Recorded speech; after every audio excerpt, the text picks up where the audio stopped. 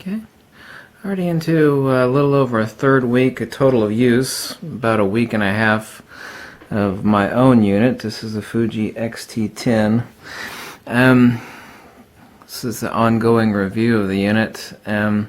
Actually have a wider field of view on this unit. I know it's actually wider still on the FUJI X-T10 because I've used the unit, but I actually have a much wider field of view through the viewfinder of this unit than I do any Nikon, and of course I've used them all, either that or I own them all.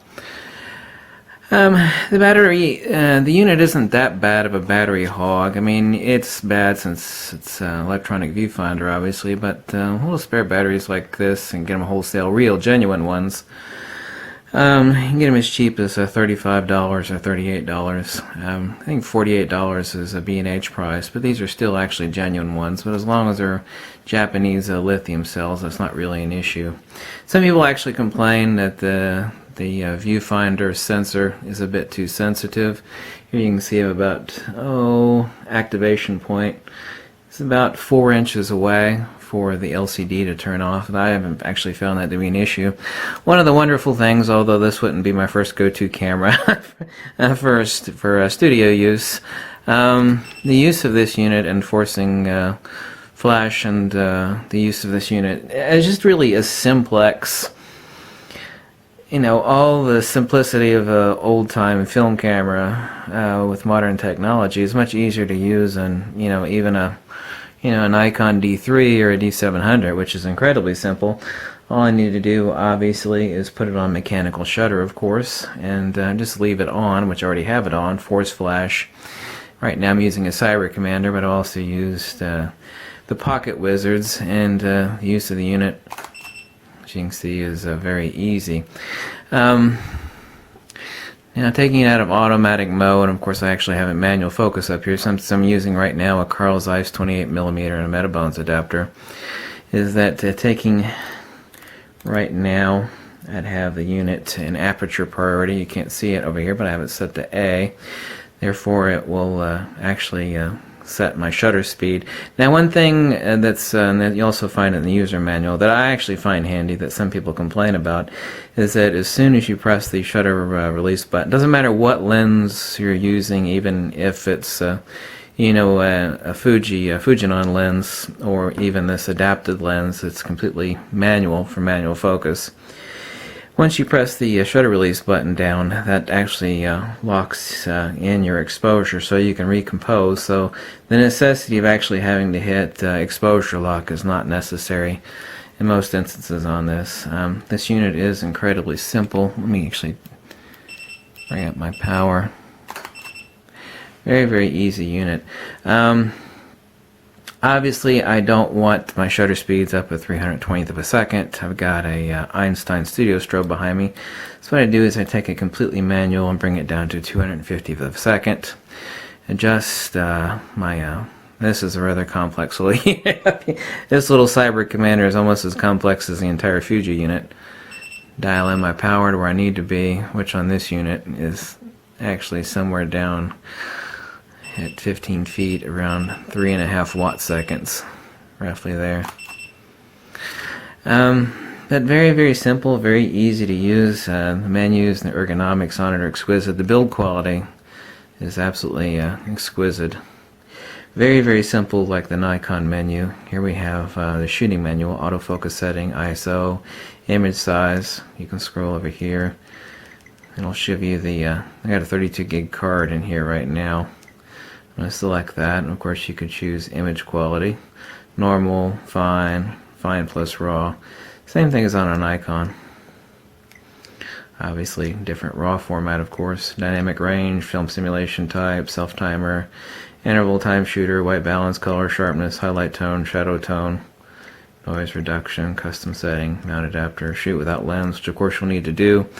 Since it doesn't even recognize that there's anything on the front of it at all, there's just a dead blind Metabones adapter, you'll actually have to turn that on and shoot without the lens. I've already shown you manual focus peaking, which you actually have several different options. Red, blue, and white peaking, or you can use a split image peaking. Photometry is just a matrix, spot, or multi. I'm going to call it photometry, that's fine. Flash setup, movie setup, And we have 3 different setup menus right here. Time, language, sound flash, screen setup, button dial setting. You actually have 7 different customizable function buttons, as they call it, and it actually points to each one. Now I have it set for my own likes. I have top button here set for ISO. Over here I actually have this one set for film variant. Over here I have flash and bottom photometry, and over here I have shutter set, so I can choose between mechanical shutter and electronic shutter, or a combination thereof as the camera chooses. Let me go back. Focus ring, power management, sensor cleaning, and lastly would be format the card. So let's format. Very quick to format. But very, very simple. The command dials, I absolutely love the fact that you can actually zoom in and check your focus peaking. With the rear command dial, you actually press it in rather than sliding it back or forth, because that's a nuisance. So here I have my ISO. Okay, over here I have my flash settings. I've got it set to force flash. The bottom I've got it set to matrix. Of course, I'm shooting completely in manual now since I'm off aperture priority, which would be the A over here. I'm shooting at 1/250th of a second. The camera would, in aperture priority, typically choose, unbeknownst to me, at any point in time, something that's above 1/250th of a second. And then, of course, you're going to encounter strobe problems since you're going to have a max of 250th of a second, which is going to cause a problem with the exposure with the Einstein Studio strobe behind me here. And of course all apertures are set via the aperture ring on this Carl Zeiss 28mm. But anyway, the unit's incredibly tiny. Let me take the Cyber Commander off here. You can actually hold it in. There we go. Nice little unit too. It actually functions as a light meter. It's actually a very good light meter, but this is actually the command unit for the Einstein modules. It's rather advanced, to say the least, and somewhat complex to use. But I've got about 3.5 weeks roughly of use on the FUJI X-T10, and about a week and a half or so of use of my own unit here. And I've actually found nothing, disappointing or that I found irritating or aggravating yet, except for maybe my voice talking about the unit right now.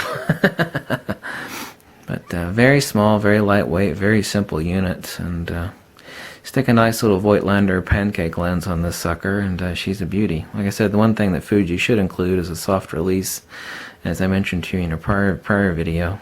Because the actual shutter release is a tiny little knobby button, and I added a $2 soft release that screws in right here. Of course, uses an old-fashioned cable release like old-fashioned film camera. On the front we have a sub-command dial just like on a Nikon. And of course a single, continuous, and manual, same thing as on a Nikon except it's completely mechanical switch.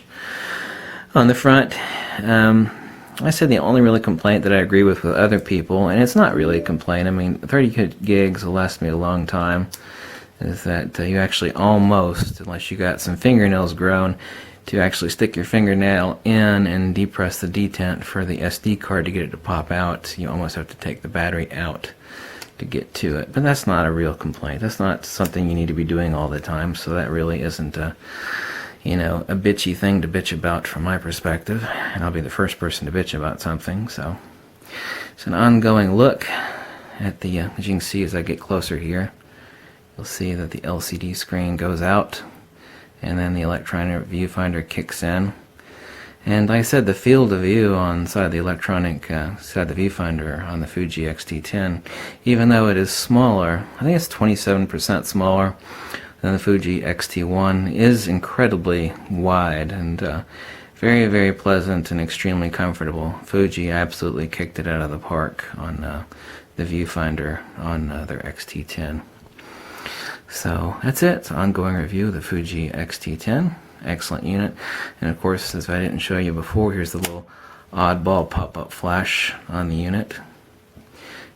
Almost looks like a pentaprism. It's actually, the whole unit is shaped to fit into the ergonomics of the camera such that it looks like a pentaprism. Of course, there is no pentaprism on this unit, but that's what it's made to look like, and that's the pop-up flash on the FUJI X-T10. Thanks for watching. I'll catch you later. Bye!